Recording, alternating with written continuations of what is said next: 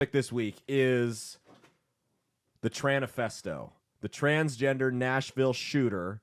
A couple months ago, remember, shot up that Christian school, killed 6 people, 3 kids, 3 teachers. If you ask the trans rights activists, there were 7 victims, including the shooter, because she was killed by quote-unquote transphobic police. That's the official statement from the left here. And the police, if you remember, the city of Nashville and the Nashville police absolutely refused to release her manifesto. Now, they've had no problem releasing any other shooter's manifesto. They claimed that the families of the children did not want the manifesto released, which has stopped them in throughout history exactly 0 times from releasing it any other time. Not exactly new. Right, I'm assuming that they're not the first families that said, "Hey, we don't care to see the manifesto." It's never stopped them before, up until it was a shooter that didn't fit the narrative. So here's what you have with it: Steven Crowder took a break from abusing his wife and his staff verbally, not physically. We don't know about physical abuse. Took a break from abusing his staff to obtain the manifesto. It got leaked to him through the Nashville Police Department. And this is I'm assuming this is real because 7 people have been fired or put on administrative leave, quote unquote, since this got leaked.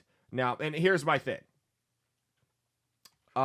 You don't get to leak classified documents from your job and keep it to the press, right?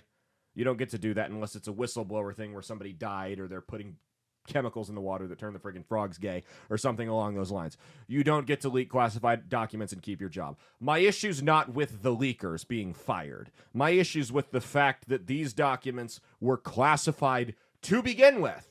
They never should have been. They should have been released. The fact of the matter, and you're going to see, this isn't the whole thing. There's a 10-minute video that the FBI also has that's never going to see the light of day from this shooter.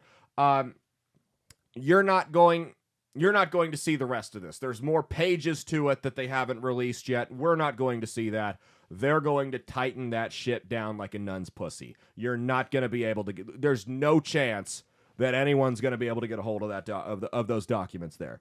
So my issue isn't with, like I said, the leakers being fired per se. That's pretty much any job. Maybe there's some type of whistleblower protection thing. I don't know. I'm not an attorney. I don't claim to be one. With that said, my issue is with the fact that the folks in power actively tried to cover this up. If this were a shooter that were a Christian identity type person or a racist or a neo-Nazi or anyone that's associated with the right, even though we don't claim those people, that manifesto would have been released within hours. But you have a transgender shooter, and you'll see a little bit more why this manifesto wasn't released, or why it had to be leaked, when we get into reading it in a minute here. It was a transgender shooter, and what was said in this narrative what was said in this manifesto, did not fit the narrative. What they did here, see, if they just would have released this when the shooting happened, it would have been over. People would have been like, yeah, it was a crazy transgender person motivated by political and religious ideology, I guess you could say. Shot a bunch of Christian kids. Yeah, it's fucked up. It's horrible. But it would have been done and over with by now. But no, instead they created a STREISAND effect by refusing to release this manifesto.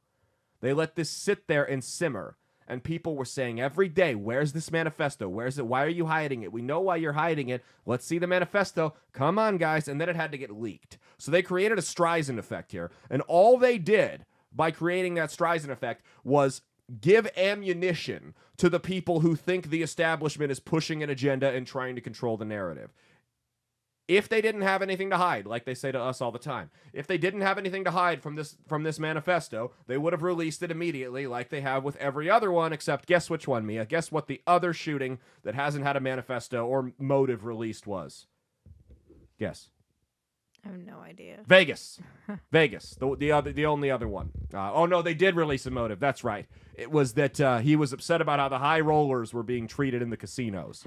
And that's why he shot hundreds of people. All right, case closed. We're done. He was upset about the treatment of high rollers, so he brought machine guns into his hotel, and I'm not even going to get into it.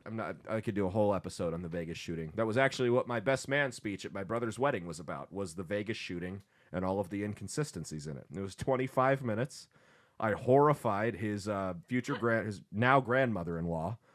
It was fun times, though. Hey, thanks for watching. If you liked what you saw, be sure to click the link in the description to get the full episode on Rumble. If you prefer to listen along, you can actually get us on Spotify, Spreaker, and iHeartRadio. You can also go to www.outlawstreamers.com to learn more about not just my show, but tons of other great shows and all the exciting projects they have coming up. Follow my socials at Caleb Isn't Funny on Twitter and Instagram, at Caleb Salvatore Comedy on the Chinese Spy app that is TikTok, and be sure to like and subscribe to this YouTube channel. Thanks, and we'll see you every Saturday for brand new episodes of That's Based. Peace.